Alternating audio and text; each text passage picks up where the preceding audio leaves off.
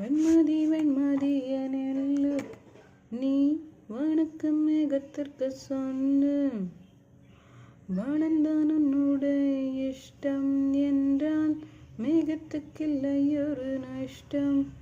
உன்னை என்றோடு நான் மறப்பேனே கொஞ்ச நாள் வரை அவள் பொழிந்தது ஆசையில் மழை அதில் நனைந்தது 100 ஜென்மங்கள் நினைவினில் இருக்கும். அதுபோ இந்த நாள் வரை ஊரில் உருகிய அந்த நாள் சுகம் அதை நினைக்கையில் ரத்தனா ஒரு நிமிஷம் கூட என்னை பிரியவில்லை. விவரம் ஏதும் அவள் அறியவில்லை. என்ன இருந்த போதும் அவள் எனது